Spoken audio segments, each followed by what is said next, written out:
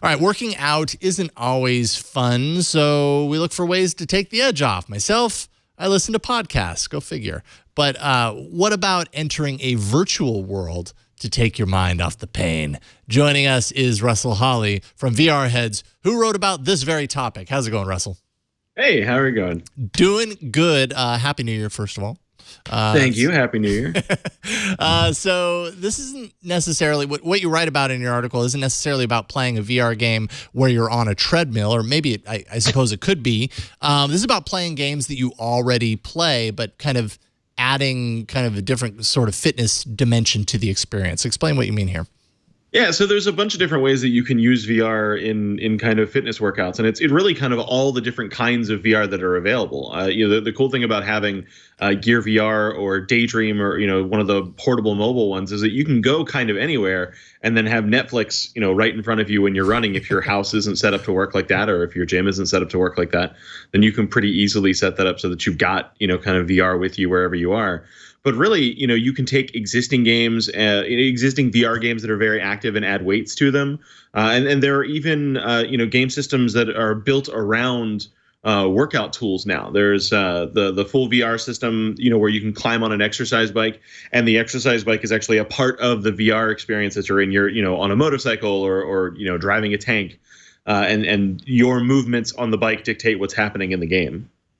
Yeah, I feel like I've seen that a lot at gyms where you go to a gym and it's got like the bike and then it's got the screen in front of it. And as you're riding the bike, you kind of see this, the game play out essentially, where you're kind of moving a character through, to kind of make this more immersive. But I mean, you throw VR into that context and suddenly it becomes something much greater than that. It becomes less about exercise, even though you're still doing the exercise, but more about like simulating an experience, which is kind of why you got VR in the first place. Yeah, I mean, it's a way to kind of complete that immersion, which means you're not focused on anything else that's happening around you, no concerns about distractions. And it's maybe not something that you would wind up, wanting to do publicly, but if you're in a place where, if your house is set up in such a way that, your workout area is, kind of in the basement or in what's basically a broom closet, then, VR does a lot to kind of pull you out of that potentially negative experience and do something better. Yeah, it's a really well. It's point. Like this has me thinking of those that Zombie Run AR kind of audio based running app where where for those who don't know, it's a running app to help you run, and the idea is you're listening as zombies are chasing you, and the idea is you're running away from the zombies. If you have a treadmill in your basement and you throw on the VR goggles, you can be in The Walking Dead and then live that and also run 3 miles. Like that sounds like it could be fun. It could make something that a lot of people dread a little more fun. Yeah, absolutely, that would be cool. So are there VR games that exist kind of with the sole purpose of fitness right now? Like I know part of your article is about taking a game that you already have and strapping these kind of weight bands onto your arms and your legs, and in just playing the game the way you normally would, but now with added weight, it kind of adds an extra layer of fitness to the experience. But are there games that are all about exercise right now on these platforms? Yeah, so there are a couple of games. HTC Vive has 2 different titles that are focused entirely on the fitness aspect of moving your body around. There's a kind of like a shadow boxing app where you're very deliberately moving around and being as active as possible. And then Oculus Rift has some. They're more kind of aimed at wellness exercises, so more like yoga poses and things like that than like hardcore cardio or anything like that. But anyone who's played, any amount of, really active games on either of these platforms know that, working up a sweat is really not a challenge for a lot of these games. And that is aided by the fact that VR is easy to sweat in, depending on what goggle and everything like that you're using. I mean, when I think I've told this story a couple of times now on this show, but when I first checked out the Daydream View at a conference last year, when they handed it to me, it was with the disclaimer that the goggle was damp because when you sweat, it collects on the little squishy part of it. Anyway. Yeah, Daydream in particular, because it's like they're basically sweatpants material I was just around gonna say, the padding. of all the goggles, Daydream with its heather gray design and the sweatpant material is probably perfect for this, right? Totally, it was made. And you get that kind of the potential for the padding to get wet on basically all of the headsets. I think PlayStation VR is the only one where like it's kind of a rubber padding that doesn't really press up against your face, right?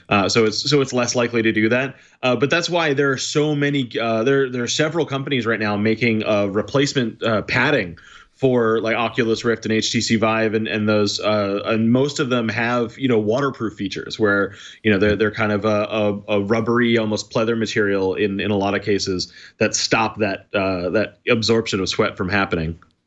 And sorry, Ron, go. I was gonna say, in addition to sweat, I would say also how much of a safety consideration is there where you've got, I don't use VR a lot, but I do run a lot. And so, and I can't imagine running with goggles on my head, like it's additional weight that you've got to counterbalance. Plus you're limiting your vision. So I imagine there's got to be a pretty big, not only stay dry, but also be aware of your surroundings at the same time. Yeah. Yeah, you definitely would have to be, you would have to really know your environment if you were going to do something like run on a treadmill. And I think that's why so many of them lean towards things like the exercise bike or, kind of the yoga pose for the building, because it's easier to control that environment, I think, than having a moving platform underneath of you. Oh, man. I mean, on a treadmill, if you've ever been running on a treadmill and your foot just glances to the side of the where half your foot's on the moving part and half of your foot's on the stationary part. I mean, that'll knock you right over if you're not ready for it. So just go ahead. Go to YouTube and type treadmill fail. I'm sure you'll get a bunch of like shots of people falling off treadmills, and now they'll have goggles. Oh yeah, that's why I guess riding on the bike add heavy VR goggles to those falls. Those falls are already nasty enough. Well, yeah, and I mean also like another consideration there is that some of these systems are completely wireless, but when you're talking about HTC Vive, you're talking about the Oculus Rift or PlayStation VR. I mean, they're wired, so that kind of limits your mobility to a certain degree anyways. It almost seems like this is perfect for something that's like a rowing machine or a bike or whatever, but kind of limited in other ways. Yeah, it's definitely, you're going to, be careful about how you would set it up. But if you set it up in a way that works for you, then it can be really rewarding. I've found myself.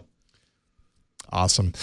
So that is an article at VRheads, of course. VRheads has lots of awesome kind of VR content as exit 2016, which was a big year for VR. 2017, I'm sure we're going to see a lot more, and we'll be following the work that you're doing there, Russell. We really appreciate you coming on and talking about this today. Thanks. This was fun. Absolutely. Check out VRheads.com and Russell Hawley on Twitter. Thanks again, Russell. We'll talk to you soon. Bye. All right. Have a good night.